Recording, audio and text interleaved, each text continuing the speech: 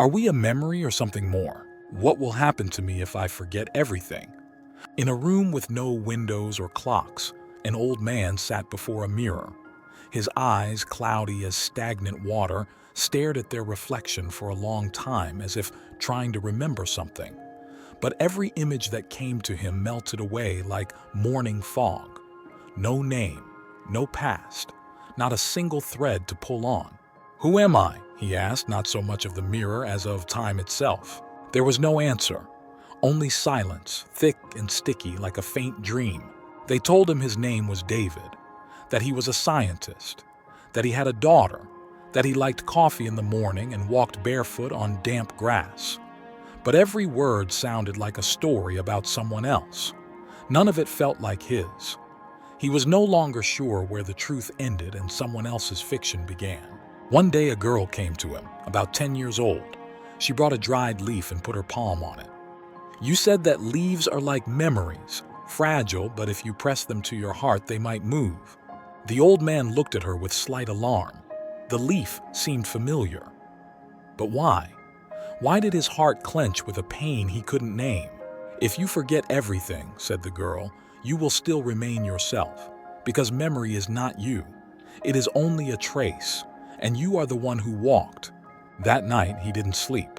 He didn't know his name, he didn't remember his life, but he felt a strange warmth, as if there was a fire inside him, tiny but alive. He might have lost his memories, but he hadn't lost the ability to feel, to love, to cry, to laugh. "If I forget everything, will there be anything left of me?" he asked himself. And suddenly I realized the way he looks at the world. There remains the way in which he touches someone else's hand. There remains a silence in which he knows how to be close. Even without memory, he was still there. Even though he didn't know who he was yesterday, but he knew, today he is a man. And this is already enough to be something more than just a memory. Morning brought a faint scent of jasmine. Someone opened the window. For the first time in a long time, a breeze blew into the room, fresh, cool, almost bold. "You like that smell," the nurse said. "You always said it reminded you of something important." He was silent, not because he remembered, but because he felt. There was something close in this smell, something that did not require words. He began to look at the world differently, not with his eyes, but with something deeper, from within. People came to him, introduced themselves. "I am your friend. I am your granddaughter. We work together." And he simply looked, listened, and he noticed. Some speak with warmth and some with duty.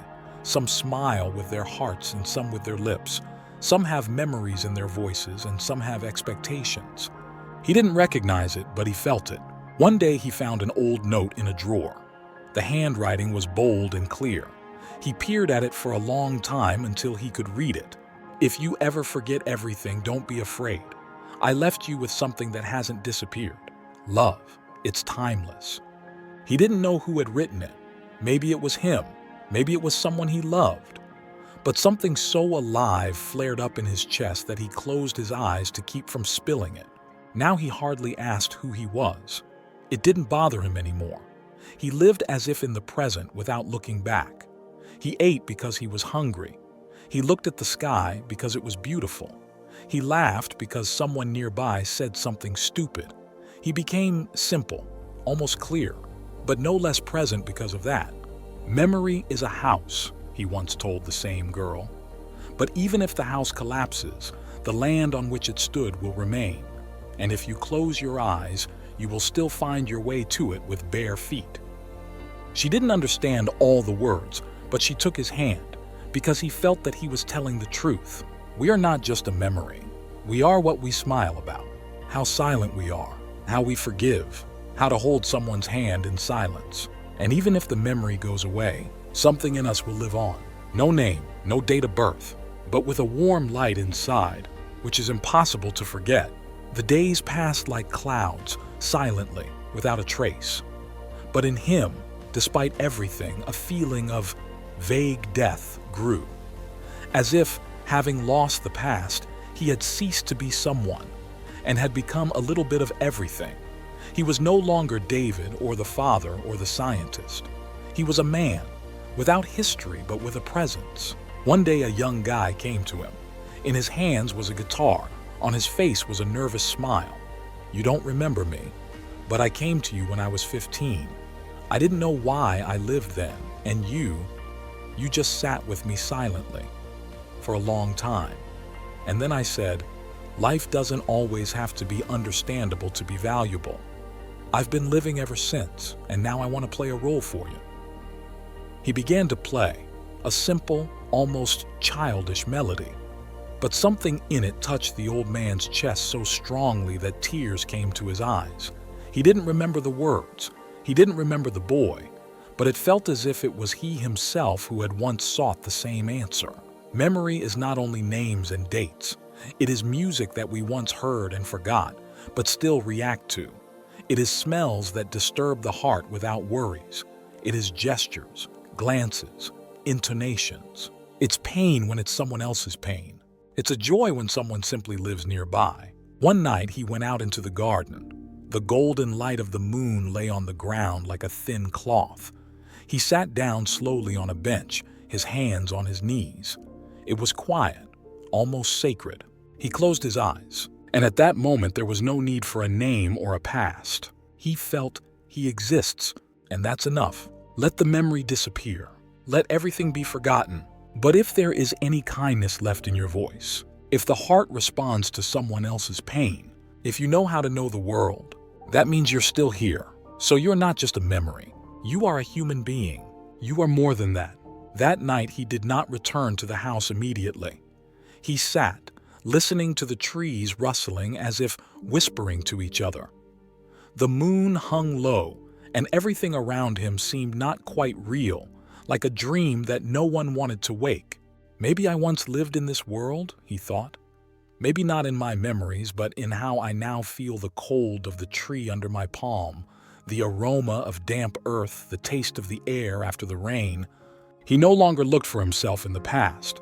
He wanted to find himself in the present. The next day he woke up earlier than usual. For the first time in a long time, he wanted to create something. He took a pencil and began to move them across the paper. The lines were crooked, but there was a strange life in them. He was drawing something, not knowing what exactly. Just keep moving his hand. And when he stopped, he saw a face, simple, almost childish, with open eyes. He did not know who it was, but there was something in the eyes, like a reflection of his own soul. "Maybe I was drawing myself," he whispered. One day a woman came up to him. Her eyes were full of hope and pain. "You don't remember me, but I am your daughter." He looked at her and did not lie. "I don't remember, but if you want, we can start over." She cried, but not from grief, from the fact that these words were real. And they began, without memories, without expectations, just walks in the garden, with small conversations about nothing, with small gestures in which life lived, no proof required. Life went on. Sometimes he looked at old photos and tried to recognize himself. Sometimes they came over his shoulder, laughter, someone's name, a fire in the fireplace. But he no longer held on to them like a life preserver. He realized that all he was not in the images of the past, but in how he lived now. When the last day came, he was not afraid. He lay there, looking out the window, and felt the life outside. And inside him, it was not empty. There was space, clean, peaceful. He closed his eyes and thought one last time, "I'm not a memory. I am the silence in which one can remain. I am the light that needs no name." And that was enough. Time passed. One day, the girl, the one with the leaf, returned. She had grown up, become tall, but still carried strange, unnecessary things in her pockets. Pebbles, feathers, pieces of paper with someone else's lines. There was tenderness in her palms, the kind that does not evoke memories, only encounters. She sat on the same bench in the garden where he had once sat and simply looked at the sky, as if waiting. "Elila remembers. You didn't disappear," she whispered. "You became something else. Air, space, a question, an answer that doesn't require words." And at that moment, the wind slightly shook a tree branch. One leaf, already golden with age, broke off and it fell into her hands. She smiled and put it in the same pocket where the other sheet had once been. What memory means is not necessarily the exact date and persons. Some memory is like touching the air, or a look without reason, or a warm leaf falling into the right palm at the right moment. We are afraid of forgetting. We are afraid of disappearing. No, maybe. We don't have much of a trace in someone's memory. How many reflections in someone else's heart? Not such a past. How much presence? And even if everything is forgotten, this is silence in which one can be. And that's enough. Years passed by. The house where he lived was quietly aging. The paint on the windowsills was peeling. New trees were growing in the garden. The old bench, darkened by time, was still standing under the same maple. People passed by. It was no coincidence who lived here. But those who at least once entered this garden felt a strange calm, as if something here was not forgotten, as if here is present. Once upon a time, a young man, a writer, came from far away. He knew nothing about this place. He only heard a story, not entirely clear, not entirely true. A story about a man who forgot everything but remained himself. He considered this something important. He was looking for inspiration, and he found silence. He sat on the bench for a long time. Nothing was written down. He simply listened to the garden. And at some point he realized the most important things are not told. They happen. They are like the light between words, like the breath between the lines. He left, but then he wrote a book. There were no names in it. There was no time. The only person who forgot everything, and the girl with the leaf, and the garden where you can be without a past. This book was read slowly. Some even spelt it out syllable by syllable, because they felt that it was not about the character, but about themselves, about what perhaps no one would tell them directly, that you are not your merits. It's not your fault, not even your story. You are what you see. You are what remains when everything else disappears. At the end of the book was the last line. If I forget everything, does it mean anything for me? And underneath it is a blank page. No answer. But those who read to the end did not feel any emptiness. What I knew, the answer was already inside. And this answer is silence. Simple, alive, real. Meanwhile, this book began to pass from hand to hand. Not loudly, not with advertising, in a whisper as one passes on a secret. It was given as a gift at difficult turns in life. When someone lost a loved one, when someone lost themselves, when the world became too loud and incomprehensible. People read it by the fireplace, on trains, in hospital wards. They read it not to learn something, but to feel something. And almost always after the last page, they were silent for a long time. Sometimes they cried. Sometimes, for the first time in a long time, they simply breathed. Someone once asked, "Why is there no real story in this book?" And another, that the real story is you. You are the one who reads. You are the one who forgot.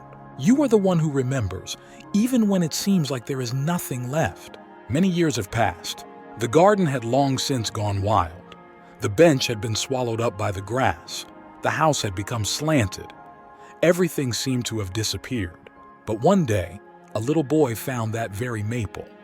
He approached, touched the bark, and suddenly stopped. The shadow of the leaves fell on his face, like a soft touch. He looked up, smiled, and whispered, "There's someone here, right?" He knew nothing, no name, no history, no books. But I thought, because there are things that don't live in memory, and in the space between the hearts. The feeling that you are not alone. The fact is that even if you forget everything, someone will still be equal next to you. And maybe this is the answer. We are not just a memory. We are a trace in the inner silence of other people. We are an invisible note in someone's melody. We are touches that have never been named, but always remembered. And even if everything disappears, you remain the same. That one day the world became a little quieter, a little better, a little more real. Somewhere in that protective garden, between forgotten paths and silent trees, there was emptiness. But it was not a loss. It was a form of presence, one that does not require a body, does not require memory, does not require a name. People will come and go. Their lives will become tangled, burn out, start over.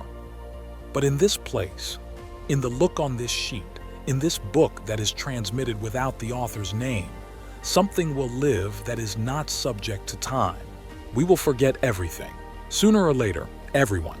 But the look with which we once looked at another person, a word spoken at the right moment, silence in which someone thought, "I am not alone," and this is more than memory. This is a trace that is not visible, but who leads. So let it be when darkness comes. You have no doubt. Let you remember that you are not yourself, and what once warmed you for no reason. Let you understand, if you feel, if you loved, if you stayed close at least once, you won't disappear anymore. Because we are. This is not what we remember. We are what remains, even when everything is forgotten.